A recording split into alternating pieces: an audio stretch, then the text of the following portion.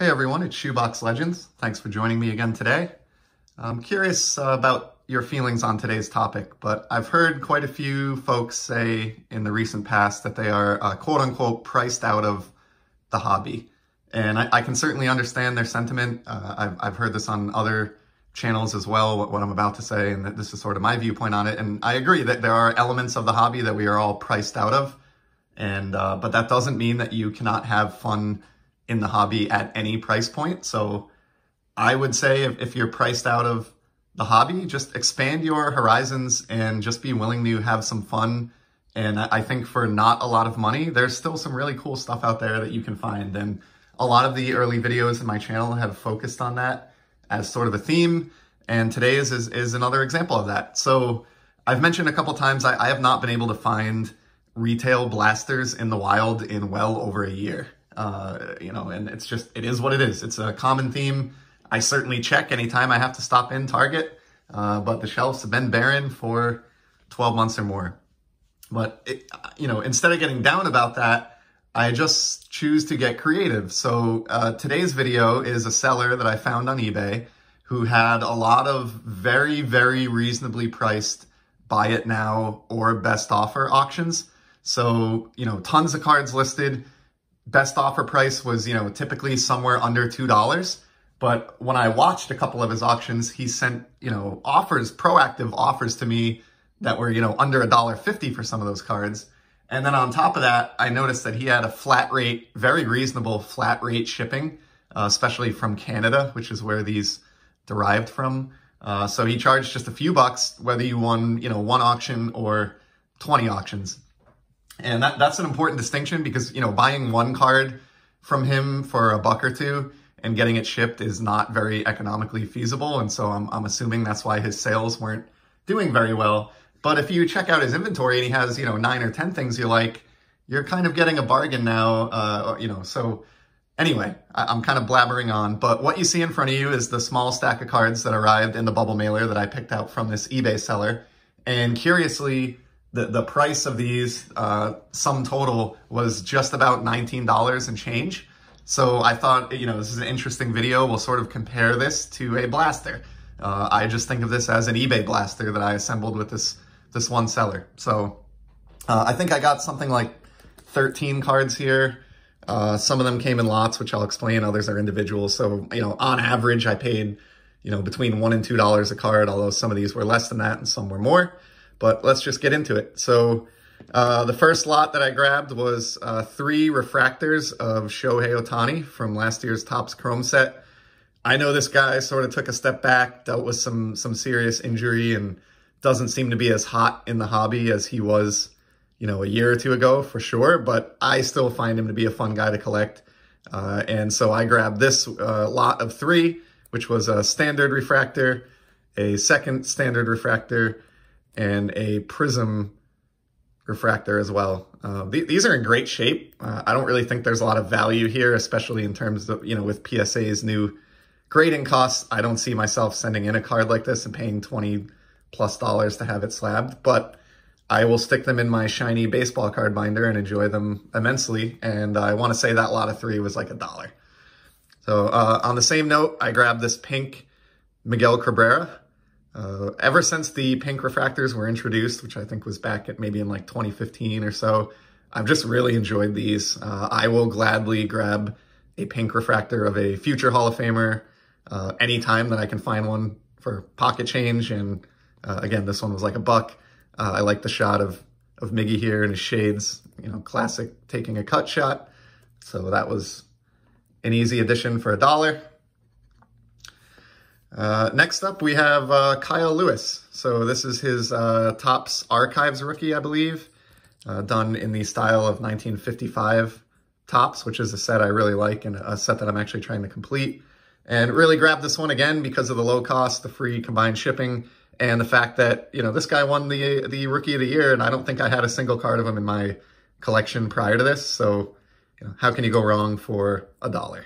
I'll just stick that in a binder and be fun to look at down the road. Next up, a Mike Trout. So like everybody else, I enjoy collecting Trout cards. A lot of his stuff is insanely expensive, but This one I thought was pretty neat. This is an insert that is both a refractor, as you can see, and die cut. So this is cut into like an X shape and just really, really shiny. And just, I guess, pays tribute to the fact that Trout had the best wins above replacement of anyone in the 2010s, which is not surprising. He is the WAR king. So yeah, just thought that was a cool insert that had kind of a cool subject to it. And I like the die cut and shiny, so can't go wrong with that. Best player in baseball. Next up, another refractor. We have Eloy Jimenez. So a couple of my hobby friends are really into this guy and think that he's underrated and poised to maybe have a big year. I don't get to see the White Sox play all that often, so I really haven't watched many of his games, but you know, I'll say it time and time again, I'm a total sucker for refractors. I like the sepias. It's a nice image on this one. It has the All-Star Rookie Cup, and you know, who knows, it could end up being a pretty cool second-year card if this guy goes on to have the career that some people think he may. So pick that one up. These next two kind of go together, and this has been a recurring theme on this channel in the early days, but I scored 2 clear-cut parallels of Washington Capitals players. These are just really cool. I've shown a few of these now on the channel. They're acetate parallels of the flagship Upper Deck hockey set. So, you know, you can see Miggy here behind Nicholas Backstrom, and you can see that the Carlson, it's a little less transparent, the Carlson card, but if you look at the back of them, you can tell that these are obviously the clear-cut acetate parallels. We'll keep this brief because I've talked about these numerous times, but in short, these are 1 in every 3 hobby boxes. So very, very rare cards. And I think I got 2 underrated stars of the NHL here. Backstrom has been known as, maybe unfairly, as Ovechkin's setup man for many, many years. But when you look at his career games played and point totals, you know, he may be an outlier for the Hall of Fame someday. Certainly a member of the Hall of Very Good, no matter what.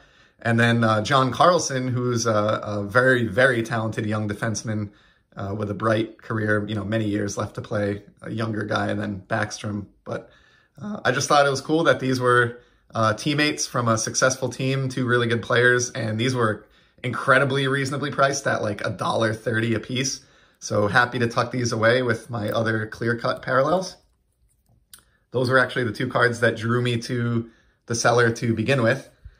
Next up, we have the other Mike Trout from the order.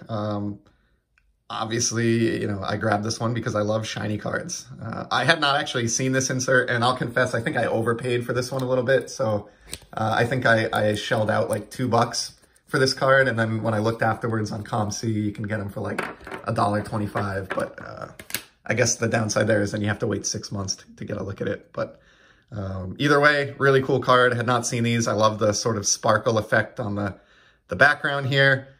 You know, I'll never turn down a nice looking Mike Trout card, and so I'll happily tuck this one away in the shiny card binder along with the refractors that we looked at in this video. And last few here. So I was happy about this one. This is a Dominic Kubalik SP Authentic Future Watch. Spectrum Effects Level 1. There's a mouthful.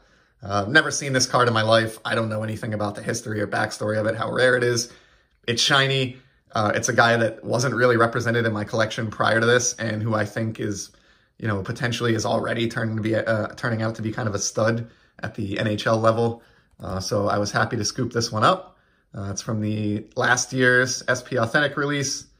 And yeah, just one to kind of stick in my shiny binder or my long hold box and watch with anticipation to see how his career pans out. We have one more Eloy Jimenez here. Just couldn't resist. This is last year's Topps Heritage. I just love the All-Star Rookie trophy that's used on the Heritage cards, and grabbed this for all the same reasons that I picked up the refractor that I mentioned. And I believe this one is a short print as well at card number 494. So, you know, all those reasons combined, I just thought, hey, cool buy for $1, and stick that one in my binder. And then lastly, we have probably the most odd card of the order, but one that I just couldn't say no to once I saw it. And it was actually the most expensive card in the lot at like $4 and change when he accepted my offer. This is from the Fleer Ultra Marvel Comics set, I think in 1996. This is a Gambit card, And the reason I was drawn to this, I wasn't a huge comic guy as a kid, but from the little bit that I did get into it, he was sort of a favorite character of mine. I just thought he was really cool. And also it's an acetate card. So just like the clear-cut parallels that we saw earlier, this has that really cool see-through element. This is from an insert set called Suspended Animation. So I really wasn't collecting non-sport around the mid-90s any longer. Sort of had grown out of that, so I'd never seen or encountered these cards before, and I just thought it was really unique and had to have it. So I might actually look and see if I can track down the other 9. I think this would be a cool insert set to complete from the non-sport side of the house. So that's everything. So we'll cut this short. I ran a little over 10 minutes here, so appreciate your patience and sticking with me if you made it to the end. But again, just goes to show you, I might not be able to find a blaster of 2021 Topps down the street on the shelf for $20, but for the same amount of money, I think I did pretty well here. I stand by these purchases, and in reality, I'm probably happier with what I got here than what I would have pulled out of a random blaster anyway. Sure, you miss that element of the unknown and the excitement of ripping open a pack, but at the end of the day, I'm pretty confident that these cards are a better fit for my collection, and that was a lot of fun for not a lot of money. So, all right, that's long enough. Thanks again for stopping by, and we'll talk soon.